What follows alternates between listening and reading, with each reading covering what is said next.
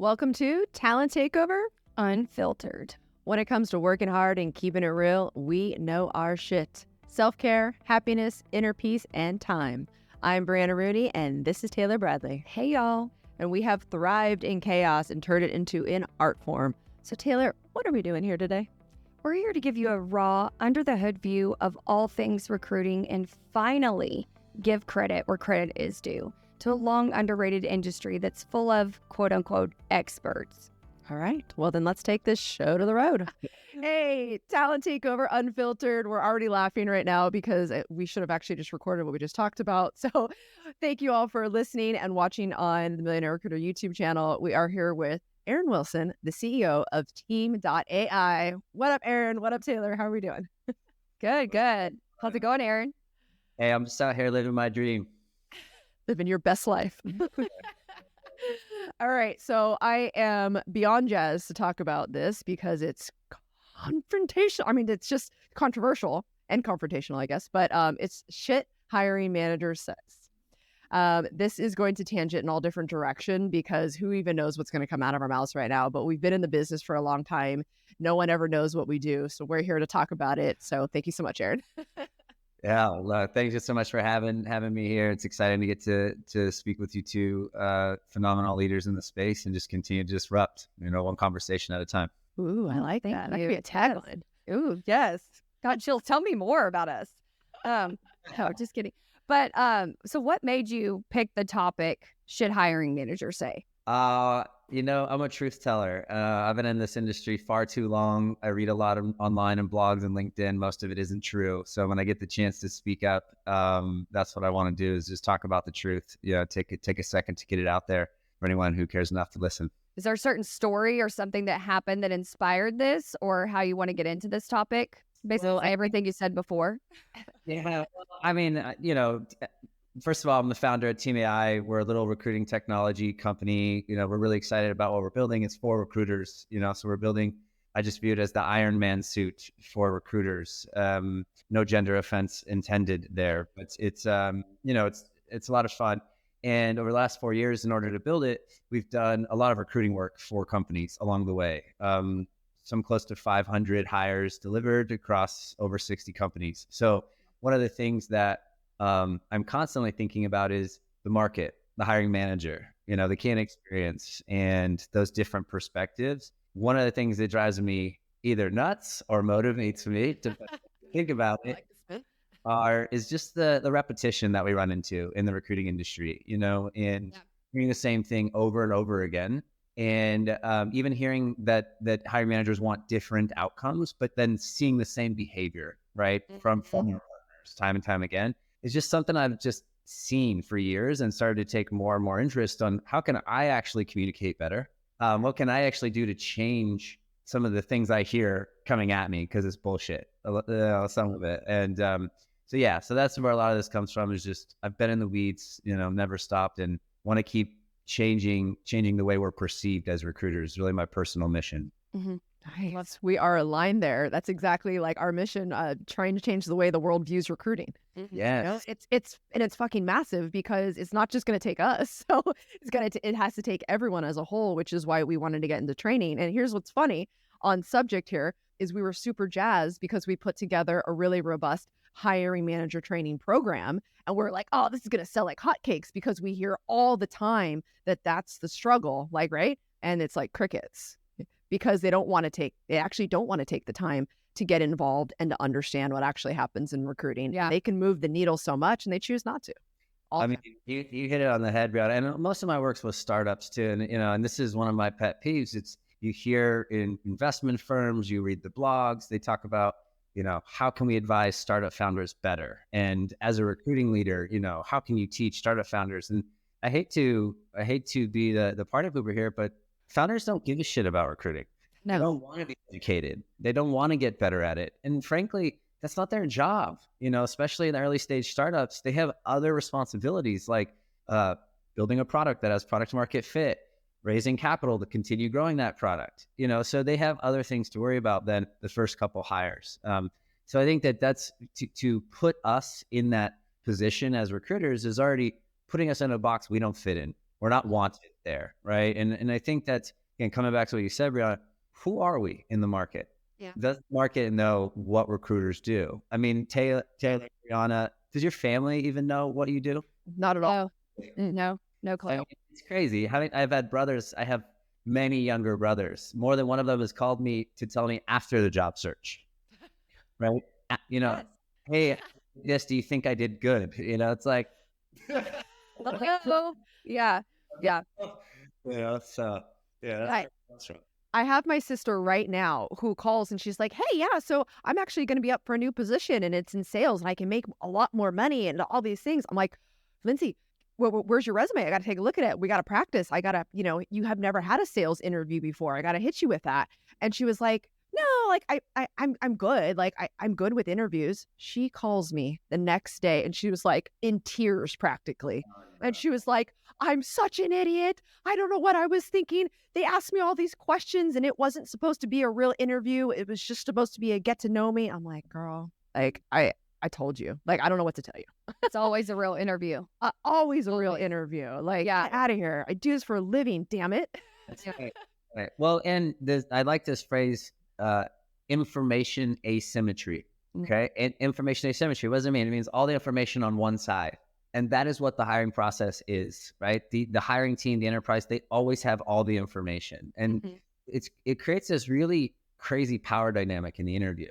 And really, we all coach, so I love this thread between us. When I'm talking to someone who's a very senior project manager, this is somebody who's making $180,000 a year managing multi-million-dollar projects. And now they're talking about getting into an interview. They don't know how to tie their shoes, right? And the simple idea to remind them, hey, if you were a project manager and you had that hat on and someone took you in the room and said, hey, I want you to manage this multi-million-dollar project, what would you do? And they immediately start driving the conversation, right? Oh, I would need to know X, Y, Z, budget, timeline, risk, opportunity. I'm like, great, keep that hat on when you go into the interview. Yeah. I want you to be as prepared. I want you to be as structured, right? I want you to drive.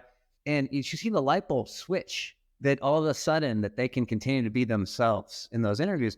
But it takes prep and it takes that insight and that information that most job seekers don't have. Not to go on a tangent there, but that's, I get really passionate when you talk about coaching the job seeker.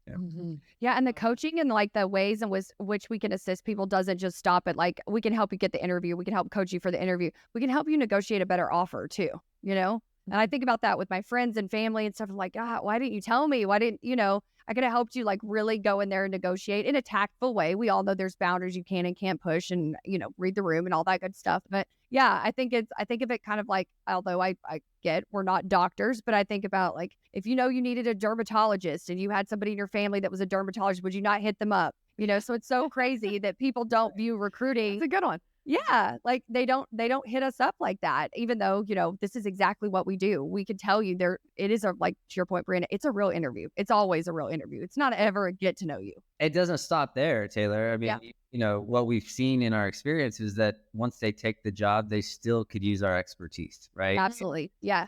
If you're thinking about your 6-month review, when you get to your 6-month review, you're missing the opportunity, right? Totally. And just coming back to like what we do as recruiters, then don't get me wrong, there's different skill levels, there's different industries, but I'm talking about trained, skilled, expert recruiters. We've been in the field for a decade or two. We're not salespeople. This drives me nuts when I hear folks simplify what we do. Like they put our expertise into their understanding box, and I'm not cool with it, okay? I'm not a salesperson. I'm not selling you. I literally solve problems. I'm a logic-oriented engineer more than anything who solves problems for people. I don't sell. 2, I'm not a marketer. I understand content marketing and readability and all of those things are very cool, but I'm not an expert at them. I have friends who are expert at those. They are chief marketing officers. I am not a marketer. If you want to compare me to anything, call me a product manager, because what I feel my job is at the end of the day is to listen more than I talk, hear what people say, and then actually build and ship what they want, what they need in their career or they need in their team.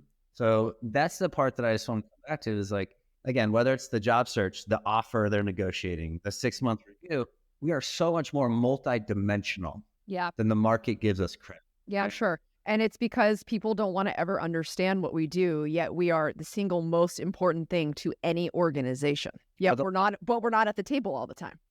I mean, this is, the paradigm shift. It was growing and then it got killed. Right? Remember, there was no TA 15 years ago. It was only HR, and HR had 13 responsibilities, and recruiting was number 13. Mm-hmm. And then over the last 10 years, it kind of moved up and moved up. And even it got to the point where everyone realized it doesn't make sense to have a strong recruiting function under HR. Yep. So almost begat its own seat at the table. And now the market just crushed the industry. So, that whole movement is dead now. And the question sort of becomes for those of us still in the industry, and I think you two are leading the way by continuing to iterate and be agile yourselves. Look at you running this business. It's so phenomenal. But it's, what does the next generation of recruiters do? Mm-hmm. Mm-hmm. That's the question we have to answer. Sure, it starts with who we are as people, but we get paid for what we do. Mm-hmm.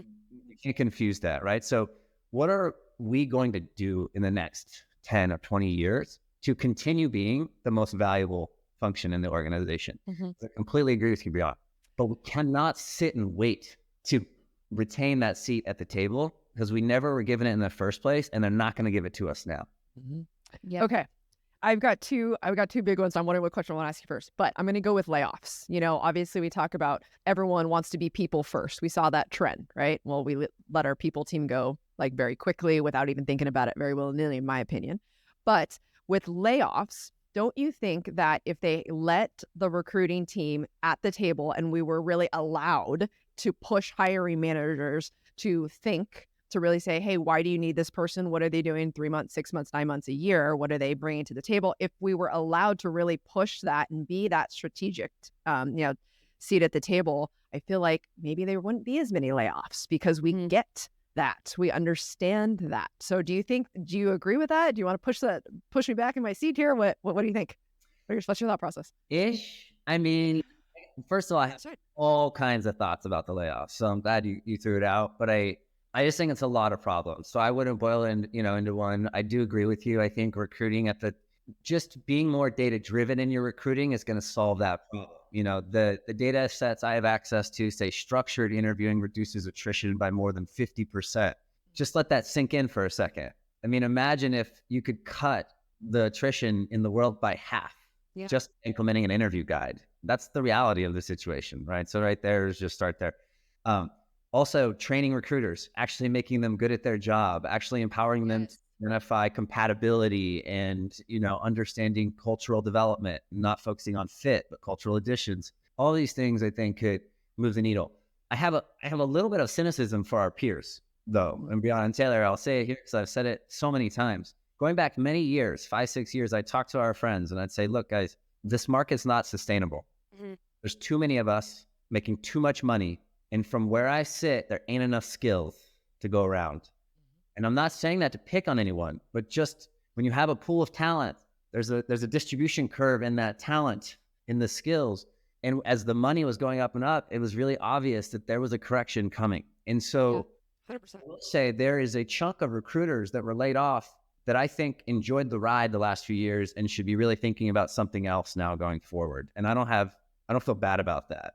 I think that's, but for those of us who really gave our heart and soul and worked 100 hours a week and all the things, that poured into that, we absolutely deserve a seat at the table, but they're not going to give it to us. But I'm watching us. We're all taking it right now. Slowly but surely, you're seeing new technology being built. You're seeing talent leaders starting their own businesses because they refuse to work for one founding team any further. They refuse to believe one story anymore. They want all the data. They want to make the decision for themselves. And at the end of the day, they want to bet on themselves. And that's what I'm seeing in the industry that has me so fired up, right? Yeah. Like betting on ourselves. Woo, let's go. Yeah. Yeah. I just got chills in everything you said, because that's exactly what we're doing with the Millionaire Recruiter Program. Yeah. Like exactly what you said, Erin. People are wanting to go work for themselves. They're wanting to bet on themselves. So we're seeing an influx of people through this market where all these recruiters have been let go. I kind of view it like we're just kind of thrown out with the trash. Like we were all the rage, a year and a half ago, we were seeing recruiters commanding salaries I've never seen in my 50 years of recruiting. Right. Not sustainable. So we all of us that have been in the industry, to your point, Erin, knew this was coming, like knew that would, but I love to see where exactly what you said. Like, what are we going to do next? All of these people are coming, and we're seeing just a chunk of them through starting the Millionaire Recruiter Program. They want to start their own agencies. They're ready to work for themselves. And I think that's really powerful. That's incredible. That's a shift that we're seeing on our side, but I'd love to see kind of what you're seeing. Well, I just want to say, I don't actually mean this in a competitive way, because I think there's far too much competition in the market between recruiting and hiring teams and not nearly enough collaboration. I just, Amen. collaboration, Yeah. community over competition all day, every day. But I do love the innovation that's fostered from competitive spirit. So don't, I like the both. But, what I'm not seeing is just the acknowledgement that if recruiting just stops depending on the hiring team, watch what happens, right? Like, everyone's so worried about taking care of themselves because we have to pay bills, because we have to provide for our families, our kids, that we can't even breathe for a second. But if everyone had the opportunity to just breathe for a moment, what recruiters would realize is that you have everything you need on your desk already. You already have the network, you already have the skills, you already have the know-how, put it all together to go build a team to generate revenue, right? And I just have this dream of the recruiting, like the critical mass of change agents that we are collectively, taking a step back from the tech industry and just saying, okay, do it on your own then for a while. Literally, like, you guys told us you got it, right? Automation solves all the problems. AI's here, ChatGPT, put me out of a job. Why don't you take Indeed and LinkedIn and Greenhouse and Gem and whatever else you want to take, and you go fill all the jobs in the world. And we'll go on vacation for 6 months. Brianna, Taylor, and I will go to Hawaii for 6 months. Okay. We'll come back, and then we'll see how you guys do. And I'll make a deal with you. If you do it all, I'll never do recruiting ever again. I'll go sell coffees, on the street. Uh-huh. But if you can't do it all, you'll stop challenging me all the time when I walk in the room, and you'll start respecting my experience like I respect yours. Because I have never once in my entire career critiqued a line of code. So true. Not one time have I taken a code repo from a junior engineer and put it on Twitter to embarrass them in front of you. You. Well, I'm sorry that I'm a single-handed recruiter who has to send 5,000 messages because my team doesn't know how to resource me, and I made a human error on one of those, and you got it. I'm sorry. Like, don't get me started. It took all of my being. So the other day on LinkedIn, God, LinkedIn's getting noisy and weird, right? But this person just whined about how this recruiter ghosted them. I'm like, you don't see recruiters talking about how candidates ghost us on a regular basis. There was a trend, about a year ago, when everyone was like, could be just such divas in the job market. And we would see people ghost when they got an offer from a company. Mm-hmm. It's like, you don't see me posting that on LinkedIn and, whining about it, but we see all this bad stuff. And I'm like, nope, not going there, Brianna. Don't touch it. We'll just move forward. It is what it is, Yeah. But I did talk to Taylor. This was back in October, where I was like, maybe it's time to walk away. Like, maybe we do pause. Maybe we do go 6 months and a year. And I very much had a real conversation with her. I remember it vividly. We were at actually Inc. 5000. I was like, woo, we made it again. But I'm like, I'm ready to walk away. Like, this is obscene to me. This is crazy. Yeah. Oh, well, okay. So, I've been in tech for a long time. I'm the last 14 years, and I call it sexy tech, right? Because, it's cool stuff. And it's fun, and it's been great. And then again, like, oh my God, Fang and Fang adjacent, it's like they're crumbling. So fuck, we all got to crumble, right? Like, why wouldn't we just follow them? Why are we following them? We already saw all this shit go down after COVID, right? I thought we learned. I thought that was that moment that we learned, and we didn't. We didn't at all. And we've seen definitely like ebbs and flows, right? But this one was intense. And so I was telling Taylor, who we call her a Renaissance recruiter because it's like non-tech, right? So it's like tech or non-tech, right? That's not cool. So we call her Renaissance. But I'm like, I'm ready to leave tech altogether. Like, I'm cool. Like, let's get out of here. Like, this is nuts. Like, no one gives a shit at the end of the day. Like, I've tried so hard. Yeah, let me motivate you to get out, Brianna. I think it's this. I think it's this simple. Truly, the people who figured out recruiting were big tech, specifically Fang, right? They're the only companies that invested purely in recruiting the last 5-10 years are the big Fang companies. They're the only ones. They'll never do it again. They did it once. They learned as much as they could. They built a bunch of tools. They'll never build it that big ever again in big tech. So whatever, take all the number of recruiters in FANG maybe 2 years ago or something, whatever the peak number was, that is now the ceiling. You'll never see that number again. It's only going to go down from there. And the software tools are now going to start picking up. So, and the FANG companies are going to they're just going to clean us out. Amazon already did it. They've already, used AI to replace a chunk of their recruiting team. Now, I'm not afraid of it replacing us. Agreed. I'm saying to the market as a whole, if you're not paying attention to those trends and you're applying to those companies, you're not paying attention. You need to go apply at startups, go apply at mid-stage, 500 to 1,000, 500 to 3,000. If you have 3,000 employees, that means you're going to have to hire 300 plus every year just to keep the lights on. Okay. They got to have a recruiting team of 3 to 5 people at least. So it's just like, those are the places that can be safe for a year or two right now if you need stability or you need safety. But looking to big tech for signal or following them is a death march. Agreed. Wow. Yeah. So true. And I think, we've talked about this before, but you can still do tech in other industries. Yeah. One of our biggest and best clients and truly best in the partnership, and they pay their bills. They do collaborate with us. They treat us like a partner, which I know is like unheard of. And they're in healthcare. And we fill everything for them, and to include tech.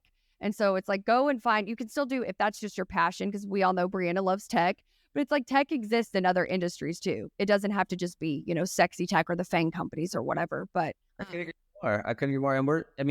And one of our customers is a money manager, but we fill tech roles in the CEO's office, right? So that's how I'm using my Brianna DNA to work with a financial services company. I would never view them as a tech company at all. Yeah. Similarly, we have white labeled our software to other staffing firms and individual leaders to run their own businesses. One of our best partners is a hospitality staffing firm. And it's the best of both worlds, Taylor, because they're the front of the house and they have all the contracts and they have all the know-how on the distribution side. And you have all the leverage and the tooling and all the know-how on the big scale side. So when you put those two together and you don't compete, it's a beautiful thing, to your point. So we are seeing that. And in fact, one of our newest customers is a two-sided marketplace for nurses that just raised $80 million from Sequoia. So our industry is still very healthy, very alive. Recruiting in the tech industry will never be the same, But I think at a large scale, and just to tie this off, tech industry only accounts for 2% of the labor market. So you just got to think, if staffing is a $500 to $600 billion annual market and the tech industry is only 2% of labor, even if it accounted for a disproportionate amount of that revenue, there's still hundreds of billions of dollars circling the globe every year. And if you're a skilled recruiter, you can be able to reach up and grab it, but you got to put your mind to it. I think that's, and I'll just wrap up on this note. I'm seeing a lot of indecision from my friends and my peers for the first time, actually, too. The best of the best asking themselves, what do I do for the very first time? Because that's that weird out there, right? Yeah. And my answer is don't freeze. Whatever you do, don't freeze. It's okay to take a break, take a pause, but get back to work. You got to work consistently, keep learning about yourself, keep learning about the market, but don't get paralyzed. Yeah. I feel like that a lot of people are doing that. Yeah. I feel like that might have been your broke to boss tip without you even knowing it. I think that's really great advice. Don't freeze. Don't paralyze. But unless you have one, because we're running up on time, but do you have a broke to boss tip, or did you leave us with that? Because I wrote that down. That's good shit right there. I think that'll work. I'll say selfishly, because Team.ai is a newer platform, it's very innovative. Not to self-proclaim it, but it's just different. It's new. And I understand it has a learning curve. I've met with so many recruiters and onboarded quite a few. And my analogy is this: I'm meeting with all of my peers, and I feel like, quite crudely, most of them are sitting there in grass skirts and spears in the middle of a war right now. They can't win, but they're fighting. Yeah. And I'm offering a new weapon. I hate to use the weapon analogy, but I'm like, put down your spear, use this suit that I built you, this Iron Man suit. And they literally can't. They're like, I want to, Erin, but I'm fending for my life right now, right? I'm trying to kill the only rabbit that I see. I don't want to miss the rabbit, because there's 8 of us with a spear right now trying to hunt the one rabbit. And And it sucks to feel that in my peers, actually, because the competition has never felt like we were competing against ourselves that way. That's Yeah. me. And I don't know why, because we're the only ones who care about ourselves. And hey, again, I hate to be so woo-woo at the end, but it's like the hiring teams are never going to care as much about what we do as we do. So true. This is the time when we have to be strong as a community and remember that and just keep picking each other up. Oh. Yeah. Well, I'll woohoo a little bit because I actually have noticed, and this is just recent, I would say in the last 3 months or so, I have noticed that some of my peers that I know were kind of kumbayaing and being like, hey, let's make a community, right? Like, why can't we just have one mega thing? Yeah, you got Corn Ferry up there, sure, but that's fine. But why don't we have like some really just badass agency owners? Like, we all have our niche, right? That's the whole point. We just kind of grab hands and be like, hey, let's just hold strong. Like, let's be strategic, not transactional. Let's just keep preaching. And yeah, some people listen, some people don't. But if we stop, like you said, if you just freeze, it's never going to get out there. It's never going to be better. Yeah. So either you leave or you keep fighting and you keep going on, right? Yeah. I could sit here forever. This is good. Thank you Yeah. so much for joining us, Erin. This is awesome. So obviously now we need a good old fashioned demo of this Team AI because I freaking love Iron Man. I want to be Iron Woman. Like what's that? I want in the suit. I want to wear the suit. We can do that. I can't help that Robert Downey Jr. is one of my crushes. So that's what I was thinking when you were saying that. I was having a moment. That's an interesting crush. This is awesome. Again, thank you so much for joining us. Thank you to all of our listeners. We're here every Tuesday. Brianna, anything you want to play? No, thanks guys. Have a good one.